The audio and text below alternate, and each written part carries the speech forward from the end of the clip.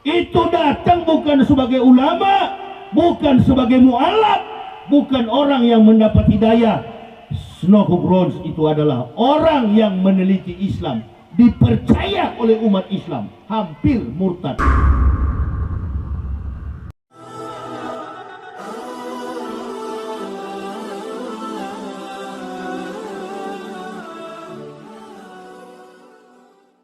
Assalamualaikum warahmatullahi wabarakatuh. Alhamdulillah. Alhamdulillahillazi arsadal ukula illa tauhid wa hadaha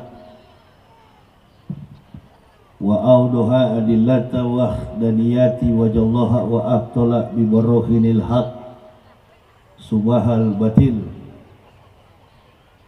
Ashhadu an la ilaha illallah rahmani wa ashhadu anna sayyidana Muhammadan abduhu wa rasuluhu rabbani. Allahumma fasalli wa sallim ala imamil abrar wal muqarribin sayyidina wa maulana Muhammadin wa ala alihi wa sahbihi al-ansar wal muhajirin wa alaina ma'ahum birahmatika ya arhamar rahimin. Wa qala Allah ta'ala fil kitabil azizil karim, a'udzu billahi minasy syaithanir rajim, bismillahirrahmanirrahim. Wa ma kana li nafsin an tamuta illa bi idznillah kitaban muajjalah. Wa may yuri sawabad dunya nu'tihi minha wa may yuri sawabal akhirati nu'tihi minha wa jannati syakirin. Faqala Nabi sallallahu alaihi wasallam, istadzun yadkhulun naroh bisitatin al-umara'u bil ju'uri wal arabu bita'asubi wa ahlu rustaqi bil jahli wa dahakinu bil kibri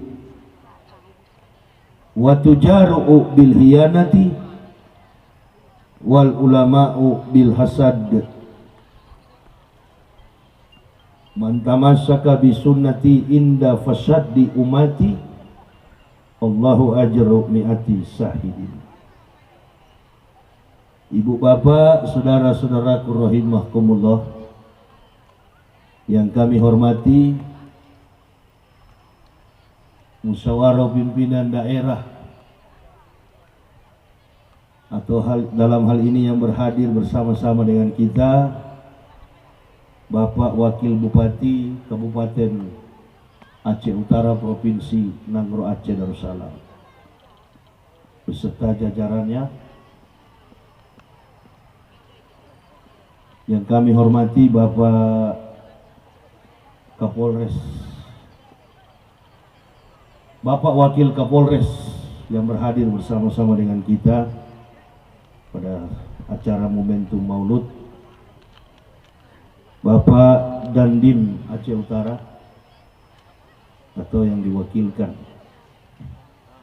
Ketua Majelis Permusyawaratan Ulama Kabupaten Aceh Utara, para alim, para ulama dan pimpinan pondok-pondok pesantren daya, Bapak Kepala Dinas Pendidikan Daya,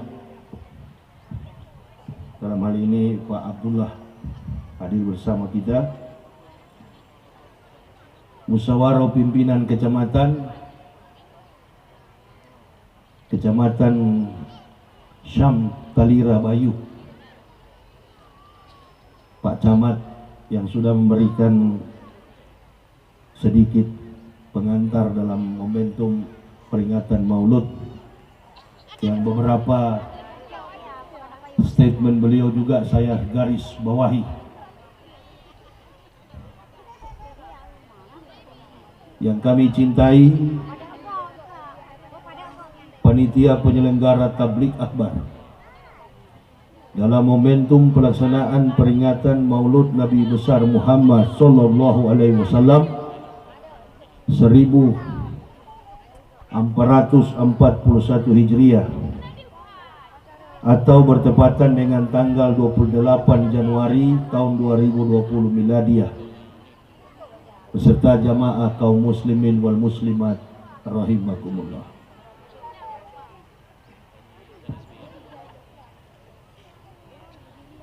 Dalam setiap aspek budaya dan kehidupan umat manusia yang dirangkum dalam satu perjalanan peradaban dunia, kita akan mengenal sifat dan karakter manusia pertama hingga manusia yang akan menghadap pengadilan di akhir zaman, yaumil akhir.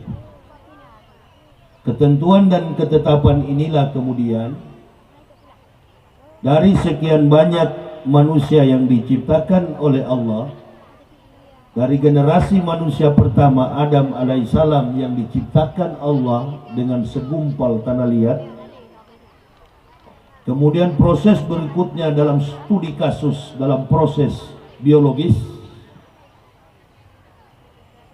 laqad khalaqnal insana min sulalatin min tin summa ja'alnahu nutfatan fi qararin makin.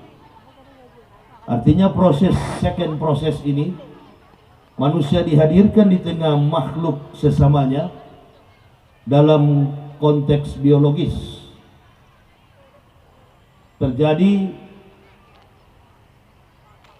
hubungan antara laki-laki dan perempuan menurut ketetapan ridho izin dari Allah Subhanahu wa taala. Berkasta-kasta, bersuku-suku bangsa di dalam satu studi yang disebut dengan antropologi linguistik. Maka lahirlah manusia dalam komunitas budaya dan bahasa.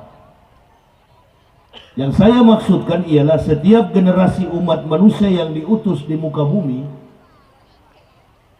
dari manusia yang pertama Allah mengangkat satu manusia yang mulia, yang kita kenal dengan istilah Nabi atau Rasul.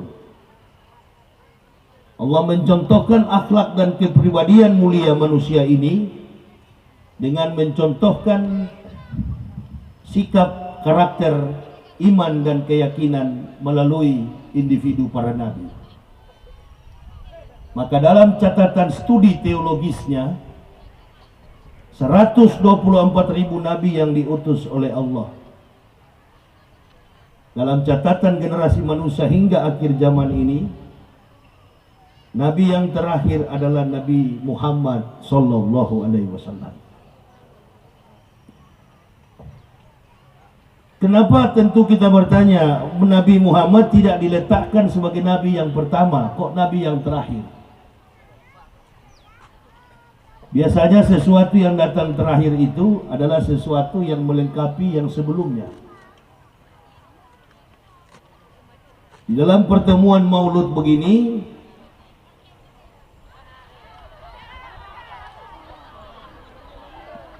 kita diperhadapkan dengan persoalan individu.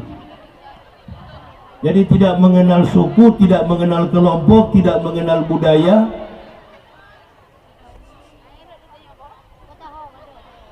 Tapi kita dikenalkan kepada satu sosok yang tadinya kita berbeda kemudian bersatu. Maka orang yang berpemahaman lemah, orang yang tidak memiliki karakter pemahaman Islam dengan baik, dia akan berkata bahwa Nabi Muhammad ini hanya diutus kepada orang Islam. Nah, ini yang dangkal, ini yang lemah. Lalu dari pendapat itu dia mulai membangun bahwa kalau bukan mengikuti sukunya, bukan mengikuti budayanya, bukan mengikuti hilafiahnya, bukan mengikuti ajarannya, berarti yang lain salah. Ini pemahaman sempit. Bahkan jangan heran tadi malam saya mendapat video di Banda Aceh orang ribut. Justru permasalahan yang paling krusial, yang paling riskan antara internal Muslim di tempat-tempat yang mayoritas begini. Hadis yang saya bacakan tadi, persoalan yang di Banda Aceh tadi malam justru ada dalam hadis itu. Komparasinya, relevansinya adalah kehadiran Nabi Muhammad. Dia bukan Nabi yang diperuntukkan kepada satu suku Arab, kepada bangsa Arab, kepada orang Arab. Wa ma arsalnaka illa rahmatan lil alamin. Bahwa Nabi Muhammad itu diutus oleh Allah, sifatnya sama dengan Al-Quran, hudal linas, bagi seluruh umat manusia. Nah, kalau pemahaman ini dalam benak, mindset, pikiran dan hati kita tertanam, maka segala bentuk perselisihan antara sesama Muslim, baik dari sudut pandang problematika khilafiyah, mazhab, Islam akan menjadi bagus. Ibu bapak, jangan mengidentikan bahwa orang yang dari kafir itu orang yang lemah. Saya paling depan menantang itu. Kalau ada yang mengatakan, oh ini kan Yahya ini kan bekas kafir, lemah. Sorry.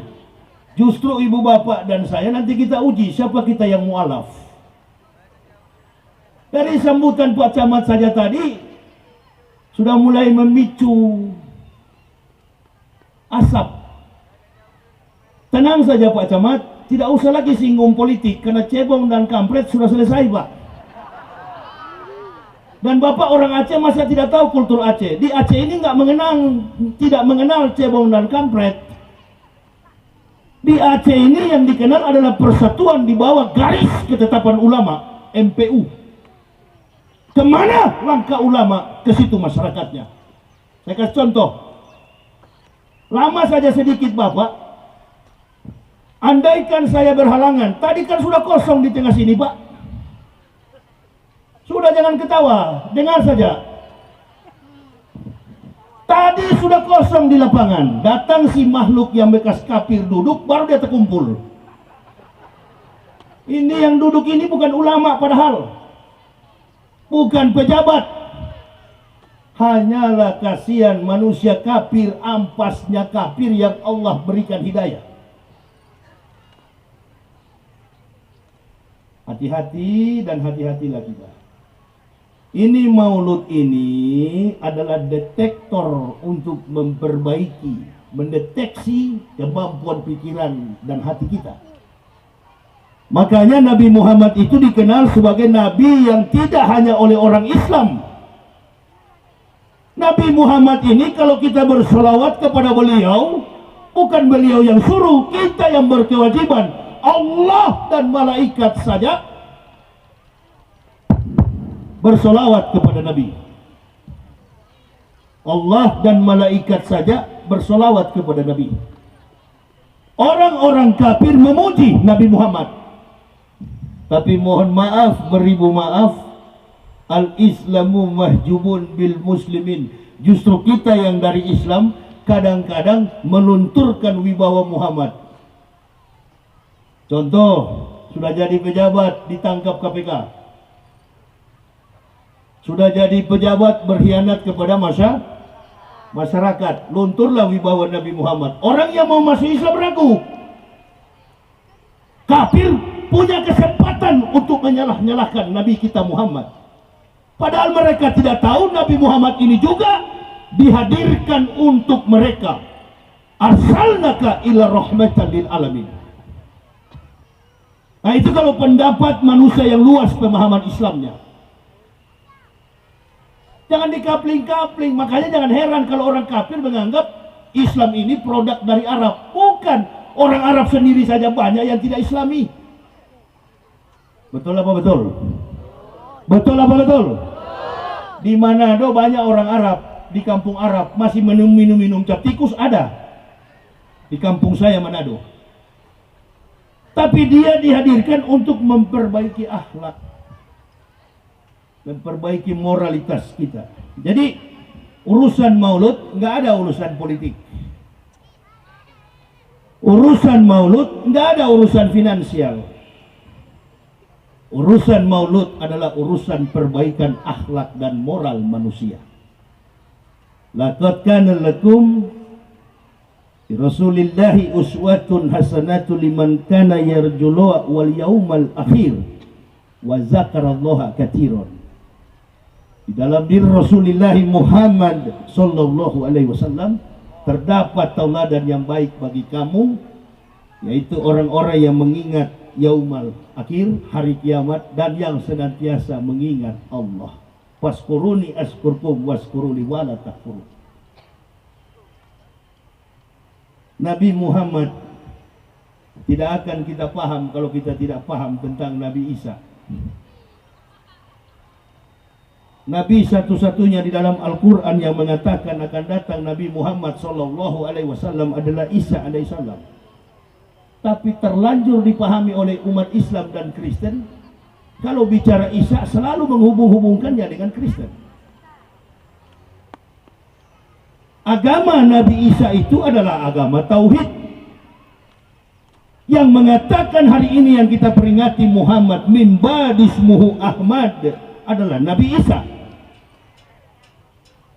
Wa itsqala Isa ibnu Maryamah ya Bani Israel, ini Rasulillahi ilaikum musaddiqan lima baina yadaya minat taurati wa muwassisiran bi rasulil ya'ti min badismuhu Ahmad.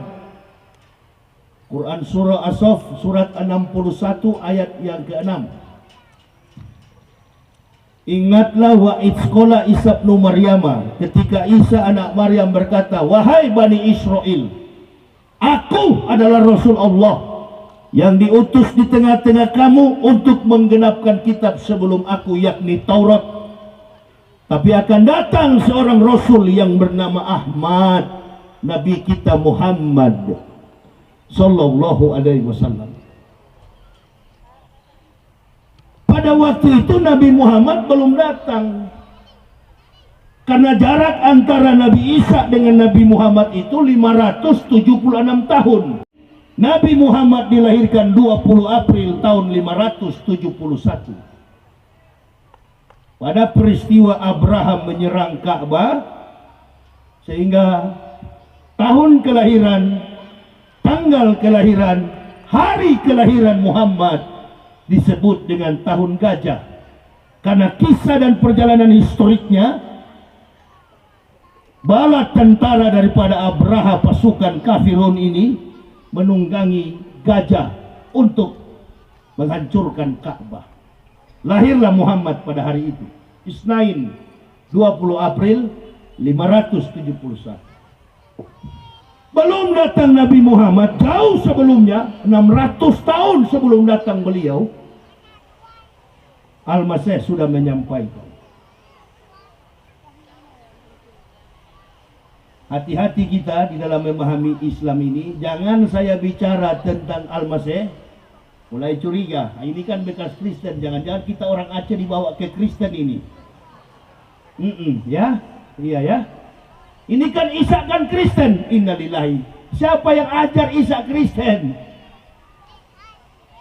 Ini adalah kesepakatan ulama-ulama munafik dengan orientalis barat, termasuk yang duduk di tanah Aceh dulu, Snok Hugrons. Itu datang bukan sebagai ulama, bukan sebagai mu'alaf, bukan orang yang mendapat hidayah. Snok Hugrons itu adalah orang yang meneliti Islam, dipercaya oleh umat Islam, hampir murtad. Ini penting sekali untuk diketahui. Kalau bila perlu di setiap momentum maulud, baca Quran surah As-Saff itu. Supaya apa? Dampak luas secara teologis. Begitu datang orang memurtadkan umat Islam, langsung dikatakan, Isa nabi kami, tidak sah iman Islam kalau tidak mengakui salah seorang nabi, termasuk di dalamnya Isa alaihissalam. Dalam Al-Baqarah dijelaskan oleh Allah, Qul amana billahi wa ma unsila ila Ibrahim wa Ismaila wa Ishaq wa Yakub wal asbati wa ma utiya Musa wa Isa wa ma utiya nabiyyun min rabbihim la nufariqu baina ahadin minhum wa nahnu lahu muslimun. Katakanlah qul amanu billah, katakanlah kami beriman kepada Allah, wa ma unsila ila Ibrahim, dan apa yang diturunkan Allah kepada Ibrahim, wa Ismailah, dan kepada Ismail, wa Ishaq, dan kepada Ishaq, wa Yakub, dan kepada Yakub, wal asbati, dan 12 keturunan mereka, wa ma utiya Musa, dan kami beriman kepada apa yang diturunkan kepada Musa, wa Isa, dan kepada Isa, dan nabi-nabi dari Tuhan mereka.